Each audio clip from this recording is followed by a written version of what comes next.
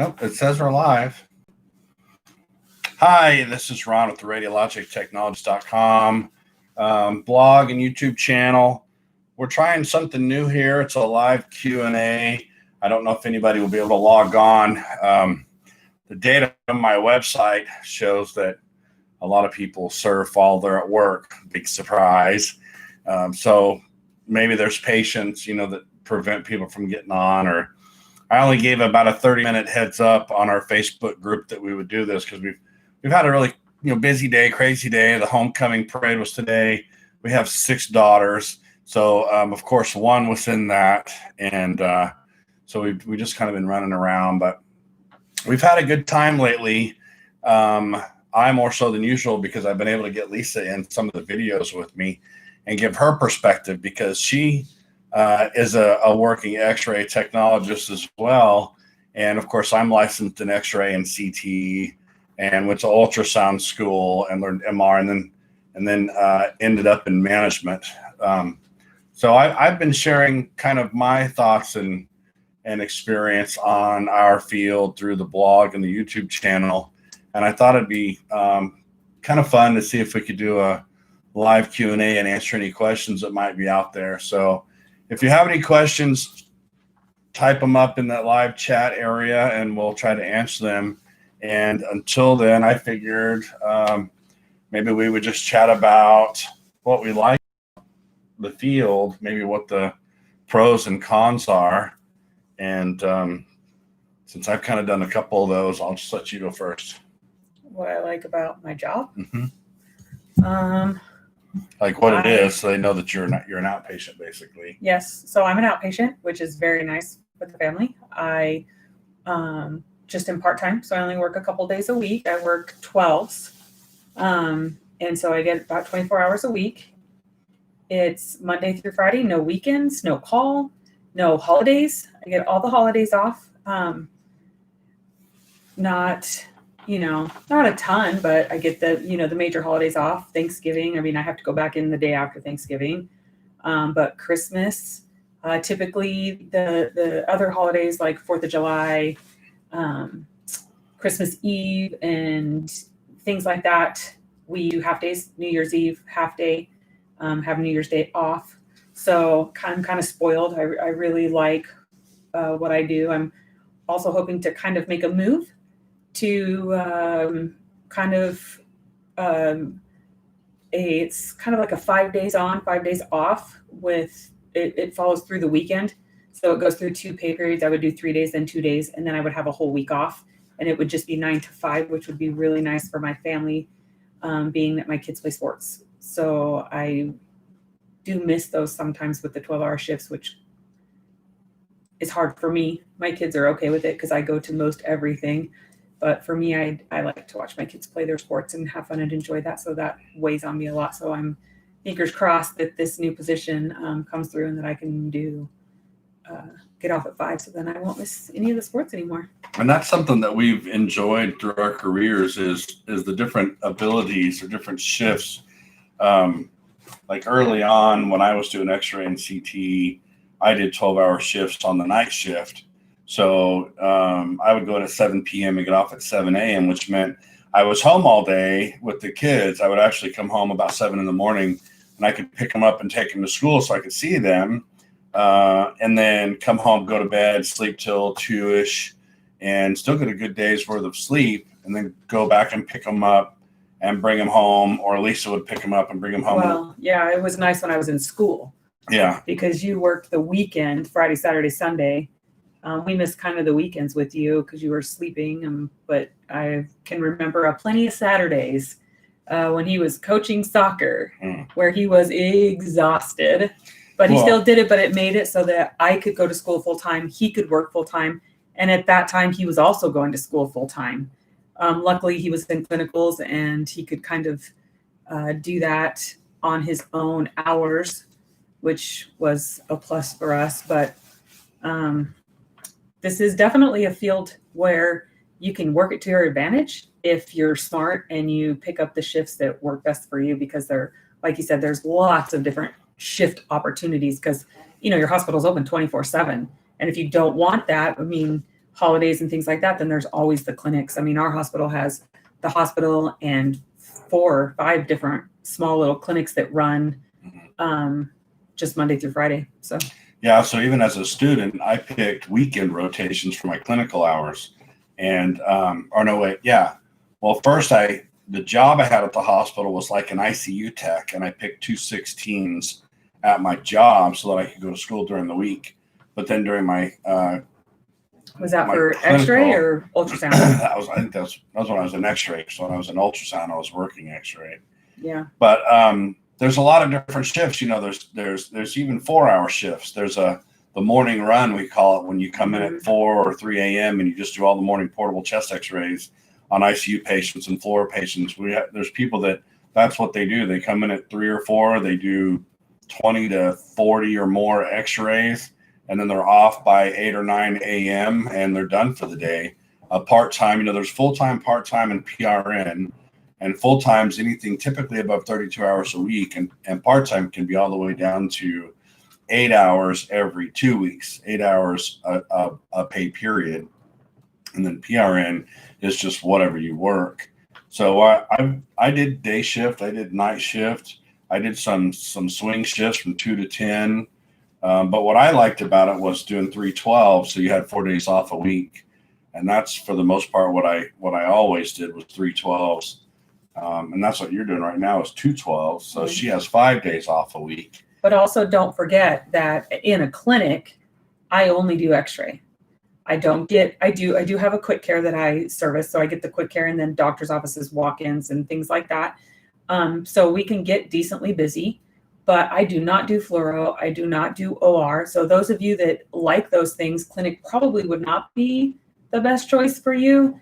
Not that I am, I'm a little disappointed that I don't do those things because, my skill's not great in those, and I do not feel comfortable in those types of exams because I have not done them in so long. But I was willing to sacrifice that to have the weekends with my family and to have the evenings and the holidays. I'm kind of spoiled. I'm not going to lie with that. But I did sacrifice some of the modalities that we do. But that's a good point because I see questions on our Facebook group a lot like, I don't like needles. Do I have to start IVs? Or, I personally don't like standing on my feet all day, which means when I do rotations through the IR or the OR, I can't stand it because I'm just standing there the whole time. And sometimes you get lucky and they'll let you sit in a chair, but I don't think that looks very professional. I know the anesthesiologist, is always sitting in a chair, and half the time they're sleeping in the case, whatever. But I don't like standing on my feet all day. And so if you don't like those kind of things, like she doesn't have to start IVs in the clinic setting. Mm-hmm. She doesn't have to stand in the OR, she works on her feet all day. She doesn't get time to sit down because in the clinic, you got to know that if you're in certain clinics, you're going to be doing 40, 50 patients a day, where in a regular hospital setting, you're not going to do that many because you're going to have such a variety of exams you do in the hospital that you could get an exam that takes you 40, 50 minutes. Where in a busy ortho clinic, you're turning about, I calculated it once at an ortho clinic I ran, and it was about every 3.5 minutes. But that depends on if you're having to go get your own patients or not, or if somebody's bringing them to you, if you're having to room them after the exam. Are you burning CDs, which shouldn't be an X-ray tech's job, in my opinion. Well, anybody can do that. But that also depends on where you're at. So there's one place that we go to that is not always busy. And they ask that you also help turn rooms around. They ask that, with this COVID thing, that every few hours you go out and wipe down chairs in the lobby. So also know that when you're going to these clinics, sometimes they're not super busy when it comes to X-ray, and you will be asked to do extra tasks. So you just need to decide, is it worth it to you on where you're at? Are you young and you want to go to CT, MRI and do these things? Or are you a mom that it's just kind of extra money for you and you like what you do, which is me, and you just have to think about what you need. And all these things really you can pretty much ask if you're looking into the field, like Fighting with Truth. We've kind of been talking a little bit throughout the day about their situation, and you can approach, you can call, HR won't know, but you can ask to speak with the radiology director and say, what kind of environments do you provide for your techs? Are you strictly a hospital department, or do you have satellites in doctors' offices or ortho clinics or quick cares? Or, we had, at one point, we had a clinic kind of outside of town in a little town, and there was talk of having a hybrid x-ray / phlebotomist, because it just wasn't big enough. There wasn't enough volume to pay an x-ray tech to sit there all day.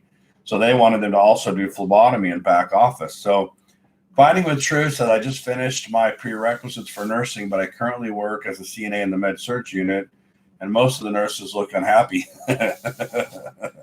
Well, I have nothing against nurses. I know plenty of awesome nurses. I just wouldn't want their job. And I've said that in some of my posts. And we have some techs. I was just reading one in our Facebook group. There's a tech who feels you have more opportunity in nursing than you do in radiology. And I replied that I agree to disagree, because when you're a nurse, you're just a nurse. I don't mean just a nurse, but but they have other things they can do. Well, I think that both jobs have opportunities within them. They do. They're just different. I guess the way I look at it, and the way I kind of explained it in my reply was, well, maybe I didn't explain it all the way, because when I think of nursing, I think of career. We're talking career ladders as far as opportunities.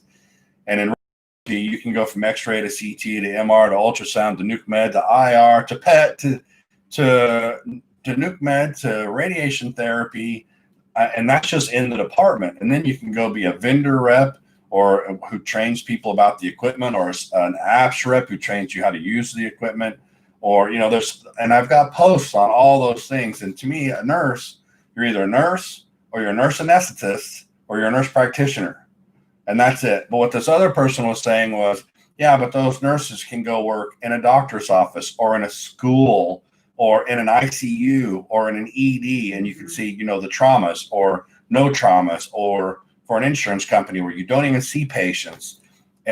But if you're an X-ray tech in a hospital, you get to see all of that all the time if you want. I guess to me, opportunities means changing your role significantly, and being a nurse in the ICU to a nurse at an insurance company. You may not be performing the nursing duties, but you're still talking about the exact same stuff. You're still looking at charts. You're still reviewing for accuracy. If you go from X-ray to MRI, it's a whole nother ballgame. It's a whole nother method of acquiring exams. Everything looks completely different on the screen. To me, and the income keeps going up and up and up too. If you go from being a nurse in an ICU to a school nurse, I'm pretty sure your pay is going to go down. I don't think schools are going to pay nurses the same amount that a hospital will pay a nurse. So, agree to disagree. A nurse can put themselves in different environments, but they're still a nurse. They may not be practicing if they're a case manager versus a floor nurse, but they're still a nurse. In radiology, you can do all kinds of different things that are just completely different when it comes to the technology. And you're still in a department too. So if you want to go back and work X-ray, a lot of times they'll let you. You can do, you're a CT tech and you work X-ray sometimes, or you're an MRI and they need help in X-ray. You come help out if you want, So those things are opportunities. But we're in Idaho here, and I don't know about a lot of other places, but here I don't think it's saturated. I think pretty much all of our students that want jobs typically get them. Okay, now let me preface that with the techs that we want to hire. Because I will tell you that when you are a tech and you're a student, that's a long interview. And clinical rotations. That's a long interview when you're at the hospital. And they ask our input. When they go to hire somebody, they come to you and they go, hey, what do you think about this tech? How do you think they will fit in? How do you think they work? Are they a hard worker? Are they this? Are they that? They ask our opinion. And so just be aware of that. Hopefully your schools are telling you that, because I know school told me that, and things like that. And also know that sometimes your personality doesn't work out with everybody, and maybe it is the place you should be, but just be aware that your clinicals are definitely your long interview. And Like I said, here in Idaho, I do not think we're oversaturated, at least We're in not. the area we're in. We're not. So I just did a video, and I think Fighting with Truth saw that one because there's a comment today. There's two websites where you can go, the Bureau of Labor Statistics, and you can actually look up radiologic technologists and see what the job market looks like. And there's another website that shows how many techs are in each state and what the average pay is and all that kind of stuff. And Florida is, I don't remember it being the highest saturation down there, because I remember talking about Kentucky and the Dakotas are saturated. Montana's actually saturated, but we're not here. And what I was that earlier video was you can go to the JCERT website and plug in your state, and it'll show you all the schools there. And so when I went and looked at Kentucky, they have 15 X-ray schools in Kentucky. We have 5 in Idaho. Now our population is much more sparse. There's not as many people here, but we lived in Phoenix 10 years ago-ish. We lived there for about 20 years. Well, you lived there your whole life till we moved up here, but in radiology, we were down there for about 10 years of our career. And there came a point when a bunch of schools fired up, because once they see that it's a hot market, the entrepreneurs kick in and go, let's start an X-ray school and make a bunch of money and ride this out while it's hot. And then they oversaturate the market. People start having problems getting jobs, and then they stop applying to the program, and then those programs go away. And that's what happened in the Phoenix market, is half the schools closed down after the market became saturated. We need more up here, if you ask me. We're nowhere near what we need for techs up here. And that's part of the video I did earlier today. I talked about that, how if you're looking at going to school for X-ray, do your due diligence if you're not planted where you're at, if you can move. Because if you're in Florida and it is oversaturated, you're going to be spinning your wheels trying to get a job down there. That doesn't mean you can't, because you can get a PRN gig most likely at one or more places down there, and then you're in line. You're waiting your turn to get a full-time position, because there is turnover. People retire, people move, people have families and decide they don't want to work anymore. People move up, go to different modalities. I mean, you have to remember, the X-ray may be, you feel saturated in your area, but just think about it. You can look at mammo. So when you're deciding, say, okay, well, X-ray is saturated, but if I'm willing to move or I'm willing to do whatever, then I could get a job, and I'm looking to move anyway. So I'm willing to do this, this, and this, mammo, MRI, CT, say those are your 3 choices. Look it up, see which one's less saturated and hit that one. Then you hit that one, and then, in a year, or depending on what hospital you go to, maybe they'll cross-train you. Maybe you'll get to do all 3, and then you'll be doing all 4 of them. So look at those other modalities as well that you're interested in, to see the saturation of those. But, I think in X-ray, especially if you're willing to move, if you're young and you don't have a family, or even if you're willing to move your family, if you want to go somewhere else, I don't have any doubt you can find a job. There are jobs out there, lots of jobs, if you're willing to go to the job. And back in the day, because I started back in 2003, the rules were, at least in Arizona, if you wanted to go to ultrasound school, you had to be an X-ray tech first. Mm-hmm. You had to have an ancillary degree before you started ultrasound school. So you had to be an X-ray tech, or a nurse, or a physical therapist, or a respiratory therapist, or something else. And then you could get in. Now you don't have to have those to get right in. So you could go straight into ultrasound school or straight into nuclear medicine school. Now, I'll warn you, there's not as big of a need for nuke med techs, for example, because most nuke med departments only run with 4, 5, 6 techs, versus the X-ray departments that may have 35 to 50 of them. Or radiation therapy usually is a pretty hard one. But you could get, let's say you got into X-ray school and you got out and you picked up a PRN job, you could go right back into another program. Like you could go to Weber State for ultrasound, and they'll place you in a clinical, and you do your clinical rotation, which is going to take up most of your time. And then you do your PRN gig on the weekends or whatever. And when you finish that program, now you're even more valuable, because you can do X-ray and ultrasound. And there's not many directors of radiology out there that'll turn down a multimodality technologist who knows, more than one modality. So especially if you're at a small hospital and you're nights, it's nice if you're cross-trained so that nights you can cover more, because nights are usually in most places a little slower, or weekends. Not that weekends are slower, but sometimes they like for you to be cross-trained so that you can help out wherever you're needed. And think about it. If you come to look for a job and you're like, hey, yeah, I can do X-ray, I can do CT, and I can do MRI. I mean, to a manager or your boss or whoever's hiring you, I mean, personally, I'd be like, hey, I want the guy that can do all three things and not just the one that's pigeonholed to just do one thing. So it's kind of up to you. So we're talking about what we liked about it. We like the shifts and the ability to kind of pick and choose what shifts you want to work. I like the pay and the fact that there's all the kind of add-on pay. Like, you don't just talk, we're talking about kind of a base salary. Say you come out of X-ray school at 22, 23 bucks an hour. But if you pick the second shift instead of day shift and you work from 2 p.m. to 10 p.m., you get another 2 or 3 bucks an hour. And then if you do that on the weekend and work like Friday, Saturday, Sunday from 2 p.m. to 10 p.m., you may get another 4 bucks an hour for working the weekend shift, because hospitals recognize that it's harder to get people to give up their evenings and weekends, so they have to pay more. So they give shift differentials for those things.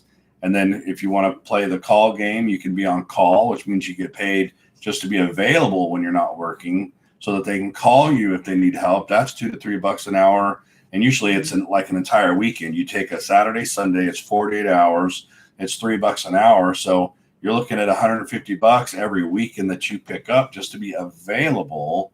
And then if they call you in, it's even more money. So there's all these different ways you can pad your check. Let's go back and talk about her, the nurses that look unhappy. I mean, I think there's going to be unhappy people in every job. So I think what you're going to really want to look at is to see these people, from almost check-in to the end, or do you want to be what I kind of call a turn and burn? So for me, I think X-ray is more a turn them and burn them, where, we bring them in and we see them and we kind of see what's wrong and we move on. We do the X-rays and we move on. And as a nurse, you're more, if they're, for me, so somebody comes in, I go to take their X-ray, I ask them, all the name, the birthday, and then, why are we doing this X-ray? And sometimes people will just like start their life story. And for me, I've learned that, I can be a pretty busy clinic. So, I have to turn over fairly quickly sometimes. Sometimes I don't. But for the most part, I do. And so I've kind of learned that I'm still listening and I'm still being compassionate and everything like that. But as they're talking, I kind of move them towards wherever I need them to be, and I'm laying them down or, doing whatever, setting them up to get into the position I need to take the X-ray. And as they're still talking, and then I kind of go back and I go, okay, hold your breath, or, you know what I mean? Or whatever the breathing technique is. And then click the picture. And then I say, okay, so, and then I let them keep talking.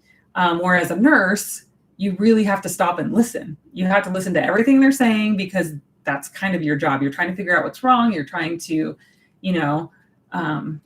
get their history, and you have to listen to that big long spiel, whereas I kind of get to keep moving and keep going on. And even in some exams, I've kind of learned, depending on, say this doctor ordered an exam, so I know that this is kind of what they're here for. And they kind of, say, okay, we're doing this. And so why are we doing this? And they kind of give you the deer in the headlights. And so I'm like, so do you have this? Do you have that? Kind of, I know where to lead them and guide them, and to get them to answer the questions that I most likely know the answer to, because I've either read about it or I've done something. So it's just all going to kind of depend on where you want to be. And if you love your job, nurses, sometimes they're overworked. Sometimes they have 50, patients, not literally, but, they have more patients than they can handle. And it's tiring, and they're just overwhelmed and overworked and start to not like their job. So I think it's going to be about whether you like your job and like where you're at and like what you do. So yeah, I'm a big proponent of just asking them, man. Just if you see an unhappy nurse, just say, hey, I'm looking at nursing and some other options. Do you like your job? Why or why not? Yeah. Well, what do you like about it? What do you not like about it? Most people will tell you all about it. They'll tell you what they do and don't like, and they'll say if you should go into it or if you shouldn't go into it. And I've seen burned out nurses, and I've seen burned out radiographers, and I've seen burned out radiologists. Yeah. So it comes with time. I think everybody experiences some burnout at some point, either because you stay in the same position for such a long time that it just gets boring, or you're getting killed because your management doesn't staff properly and you're being asked to do too much stuff, or it's the team you're working with and it's time to find a new team to work with, or new surroundings. So talking back about what we like about the field, I'll mention too that depending on how hard you want to work on it, or how hard you want to work, I went from being an x-ray tech to a system level director in about 15 years. I went to x-ray school for 2 years, and then I went to ultrasound school for 2 years. And I'd say probably 5 years after that, I got into management and worked my way up all the way to the top of a system where I was over all of the radiology departments throughout the state. So, where can you find that kind of opportunity, in other careers? And you have to be willing to put in the work. If there are people now that just want to work their shift and go home and don't want to have anything to do with work after that, which is fine, but you're not going to get very far in the career. You're going to collect a paycheck and you're going to pay your bills with it. But if you want to get ahead and move up, the directors of radiology departments are looking for people that go the extra mile, not looking for people that say, hey, I'm off at 5. Can you take this patient? I got to go. I don't work past 5. They want somebody that completes the job with the patient they have and is a team player. She said there's one of the nurses she works with is going to school for radiography because she hates nursing. But, that's powerful though. If you're a nurse and a rad tech, you are very valuable. Yeah, that's awesome. They're just two totally different things, but also know too, a lot of people complain that we don't get the recognition we deserve. We don't. I mean, because you can't run a hospital without us. But it's the same thing with phlebotomy. I mean, we do have more schooling than phlebotomy does, but us in phlebotomy, we run the entire hospital. What other modalities or departments run the entire hospital? Go to ER, we go to OR, we go, respiratory therapy would probably chime in there. Yeah, respiratory therapy. So, us, and I bet respiratory therapy too. They probably don't get recognition either. No, it's funny. You watch and you get shows. called a nurse all the time. Yeah, it's all you watch. Listen the shows, to the nurse. Doctors and the nurses. Yeah. The doctors doing the ultrasounds and doing the X. We all know that they don't do any of that. Yeah. So that's kind of funny. But so you can't be, we can joke about the lack of recognition, but you can't be in it for recognition because you won't get it. Nope. In fact, I've done polls in the Facebook groups about, did you even get Rad Tech Week? And I bet you half of the hospitals at least don't even celebrate Rad Tech Week. But you'll see Nurses Week at 99% of those hospitals. And a lot of that has to do with lobbyist power.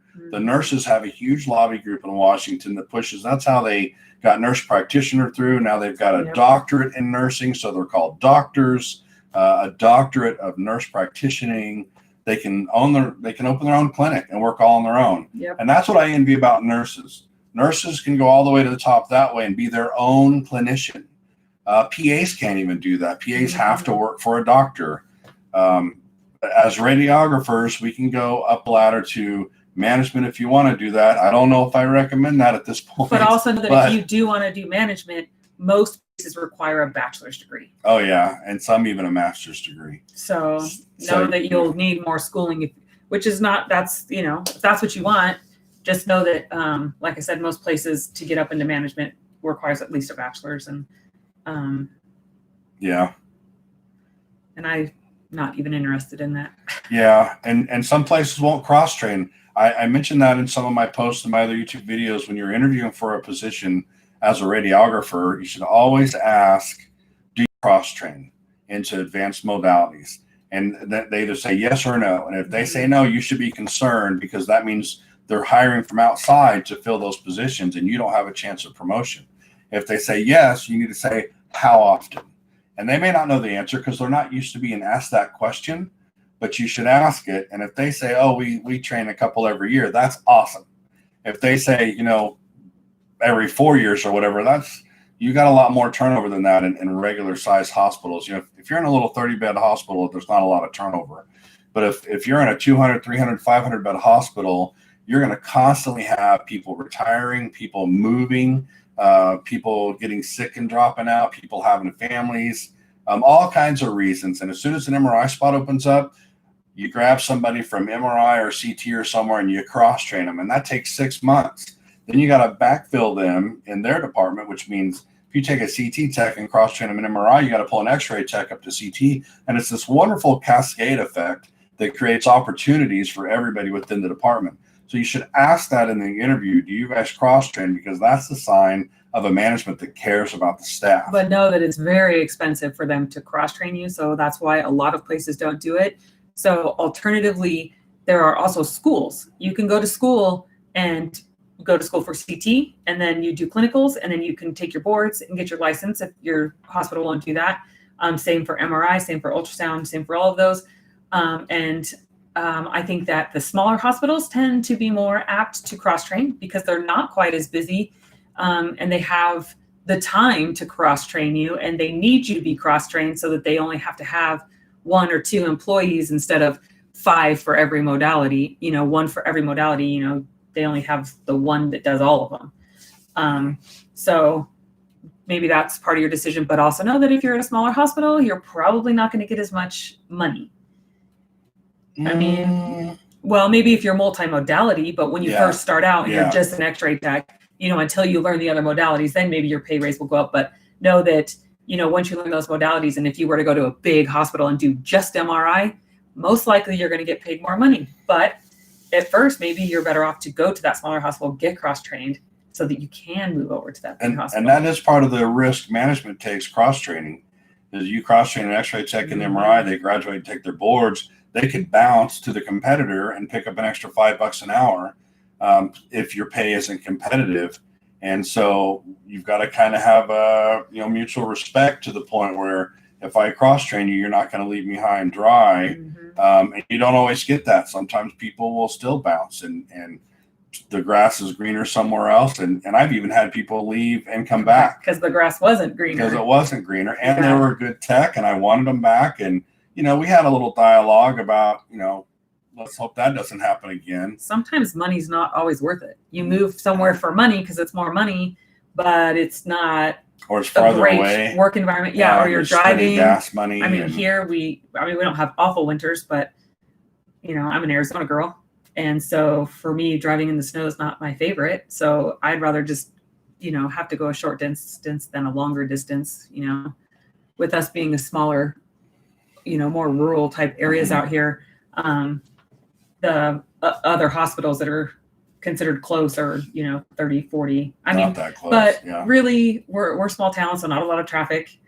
So for us, an hour drive is, not that it's not normal, because to get to another town, sometimes it takes an hour to get there, but we get spoiled, it's like 2 seconds to get to the grocery store, 10 minutes to get into town where, all the bigger box stores are. And so I sometimes am spoiled and I don't want to drive, it takes me only 10 minutes to get to work.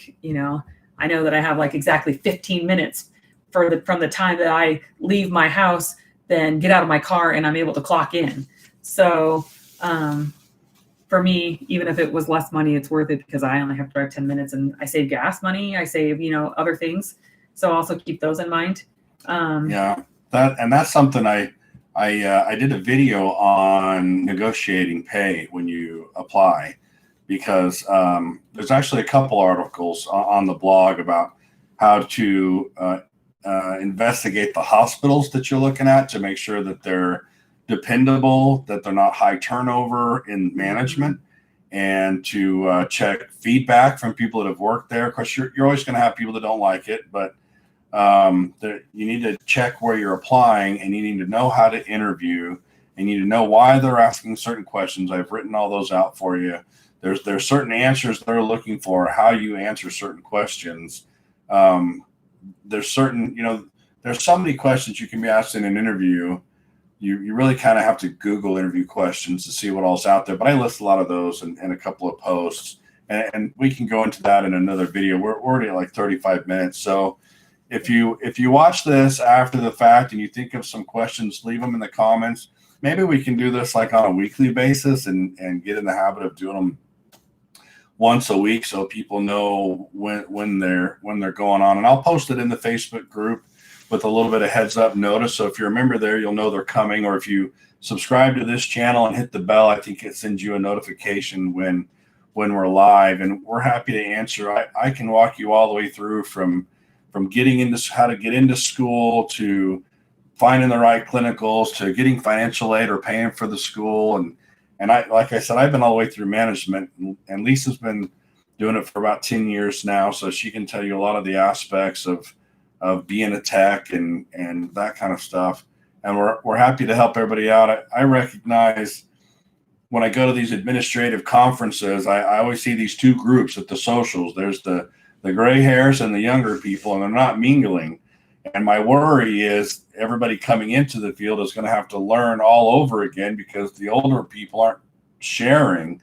They're not on Instagram. They're not on Facebook. They're not on YouTube sharing their experience. And so I'd like to be that mentor or that person that shares as much as I can so that the next generation comes in doesn't have such a hard time with the field and learning the protocols and all that kind of stuff. So maybe our one of our topics can be, because one of my favorite things is I do really enjoy having students, as much as sometimes they drive me crazy.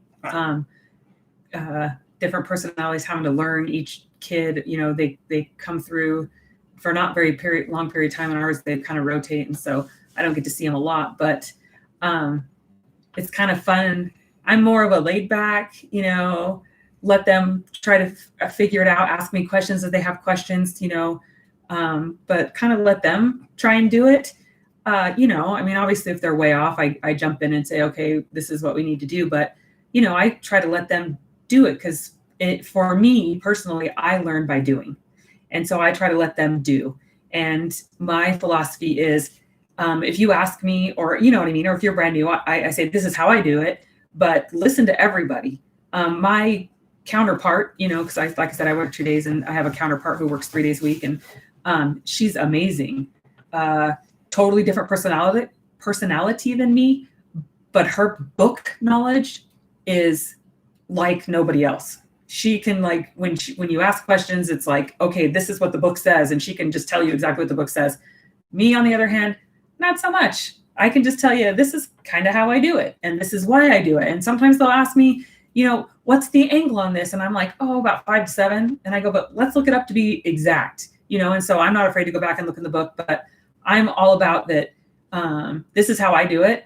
And now you listen to all the other techs, and maybe my way works best for you, or maybe my way with their way, you combine them and they work the best for you. So it might be kind of fun for some of you students out there to ask questions and talk about the different kinds of techs that you encounter, the ones that are more laid back, the ones that are I used to hate that part. Move it just like a little inch on you, and you'd always have a tech it's kind say, of funny. No, it's not 110 at 10, it's 110 at 12 or something like that, something that wouldn't make very much and part of a of the time difference. they do that just to irritate you because they know it does. So you're just there to learn what everybody has to say, and then you make your own decisions when you're a tech. It's not that big of a deal. Don't let it fluster you. And don't worry about how old you are. I see in the comments, I started late. I started later than even him. So I was 35. Yeah, I was late 20s. When I started the program, I was 30. No, actually, I lie. I was 35 when I graduated. Mm-hmm. So. Yeah, so don't worry about, and I did a video on that, and I've got articles on that. I had 55-year-olds in my class when I went to school. She had probably the same. Yeah. And as an administrator, I don't worry about the age when I hire people. I look at willingness to work and work ethic. And again, if you were a student doing your clinicals in my hospital, I just asked the supervisors, did they work well or not? Did they get along with everybody? Did they show up on time? So in my schooling, we got to pick like a top 3 that we wanted to work at. Unfortunately, I didn't get any of the ones I chose, and I had to drive an hour to do my clinicals, and that kind of stunk. I know here at the school here, that these kids, they decide. So my school, it was you picked your top 3 and the teachers put you where they put you. You didn't have much of a choice. Here, the students, my class had 30 in it, which is a big class. Here, they only do 12, which to me is a small class. So here they kind of banter. The kids, I mean, they're really, some of them aren't kids, but you know what I mean? The students work together and pick their clinical sites. So, also think about that. Pick clinical sites at places that you hope to be able to work at. So. Yeah, I don't want to be a broken record saying I got a post on that, but literally there's over 100 articles on my blog at the radiologictechnologist.com. I saw it, Tony. Also, though, hey, thinking about your age, for my school when I went, that was a point system. If you were, 0 to 25 or something, you got 0 points. And then like 25 to 30, you got, a point. 35 to 40, I don't remember exactly the point system, but the older you were, you got like bonus points. So, yeah. Hey, be proud, get those bonus points. Hopefully they give them to you for your age. And, Well, you know what? And sometimes too, I mean, I've been in it about 20 years and I'm looking at some other stuff now. Do I want to make a career change? Do I want to still dabble in radiology, but maybe something else? Because once you get to system level, it's like, I don't like it at system level. I prefer being a tech. I got the opportunity to see both sides. What I liked about being a tech was you knew exactly what your job was and you could get really good at it. When you get into management, you get all kinds of oddball stuff thrown at you that you got to try and figure out. And it's all on you. And even if you, I remember one time I was at a hospital in Flagstaff. We had 2 CT scanners, but we were only using one of them. And that was because I found out that the transportation department, for some reason, wouldn't transport our patients from the ED to the radiology department because we were right next door. And somebody somewhere down the line said, why should we come all the way down there and move them right next door when you guys can do it? So one of my CT techs would walk over and get the patient, bring him over, and the tech would scan them. And then the CT tech would take them back and get the next one. And I said, this is retarded. So I called transport and I said, why don't you guys do? They said, well, we don't know. It's just always been that way. So I said, well, why don't we? And they said, makes sense to us. And they started doing it. And we fired up the second CT scanner and productivity went through the roof. And because I didn't get buy-in from the emergency room department, it all fell apart. And that's when I learned as a manager that you have to get buy-in from everybody involved, because even if it's a brilliant idea, the ED was unhappy because the transporters were never trained in how to hook the patients back up on the ECG leads. So they go get them out of the ED, unhook them, bring them to us, we'd scan them, they take them back, and they just drop them off and run. And so ED put a stop to the whole thing because they said we can't be having patients brought back. Instead of training them to put the ECG leads on, no, I'm back to paying a $35 an hour CT tech to do transportation. And management is constantly like that. The dumbest things. Whereas a tech, and I get it now because techs, I had a tech used to say, what's the flavor of the month? What's the new aided? What's the new thing we got to do to make management happy? And I used to go, dude, no, you gotta rah, drink the Kool-Aid. We're gonna do this thing. He was totally right. There's always something. You get a new CEO or a new VP, and they bring their new thing in, and then everybody's got to shift gears and start greeting patients a certain way and make sure you do this and that. And techs just do their job and go home. I just want to say too about the age thing. Sometimes it's nice to have a student that's older than sometimes these young 20-year-olds that are young. So what are you trying to say? Well, sometimes you need some older, more experienced people to balance out some of these teenagers that are just young. Well, I typically get along best with the older techs. I'm older. Not that I don't get along with the younger ones, but we need a variety of people. So don't ever let your age stop you. Never. That's, So now we're almost 45 minutes. I'm sure. I had a kid peeking in, so I'm going to see what. So, hey, dinner time almost. Hit the like button. We've got a football game here in a couple hours. Friday night football in Little Town, Idaho. And the homecoming parade was earlier today. I think it took all of 10 minutes to watch it go by. Love it. If you're in a big city, if you're down there in Florida and you're looking to move, look around, because I lived in Phoenix for 20 years, and it didn't take long for me to realize that's not where I wanted to be. I remember driving an hour and a half to get to work or to get to clinicals. And it wasn't even that far away. That's just what the traffic was like. And we're up here now. We're in a town of 2,600 people. We don't even have a stoplight in town. But we did a couple years ago get a Subway and a Pizza Hut. Those are the only two restaurants in town. So now we have some options, Subway and Pizza Hut. But love it, nice and quiet. And hit the like button, subscribe, hit the bell. I think that tells you when we do this. We'll try and start doing this regularly. You know, part of the reason why, and I'll cut this off here, but part of the reason why we're doing this is because you don't see a lot of this. As I was looking for questions, there wasn't many people out there answering them. They're starting to come out of the woodwork, and I'm so excited about it, because you got people like X-Ray Ray. That guy, I would really love to collab with that guy and do some videos with him, because he's sharing his experience of going through X-ray school right now. Go look him up. X-Ray Ray. He's very entertaining, and he's a straight shooter. And for a long, long time, we weren't allowed to talk about this stuff on YouTube. You weren't even allowed to take pictures in the hospital, or you could get fired. I just recently had a contract up north where I was managing a small department. And when we were having to put all of our COVID crap, because I did exams too, I'm not just a sit behind the desk guy. I was doing x-rays, ultrasounds, and CAT scans. And I went to go do a COVID test in the ER, and I had to don all the crap. I had a hoodie, a face shield. I had booties on. I mean, they put everything on me, and somebody was taking my picture. What? I thought you were wrapping it up. I was.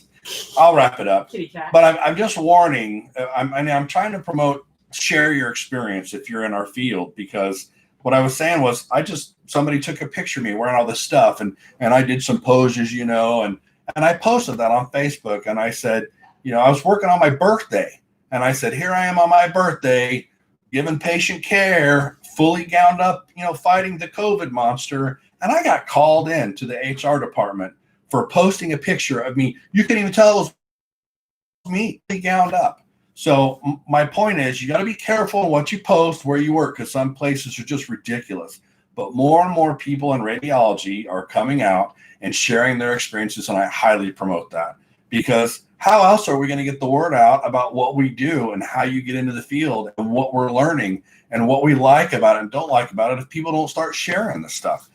That's what we're here doing today. Thanks for stopping by, and check out the blog, theradiologictechnologist.com. Have a great weekend. See you guys later.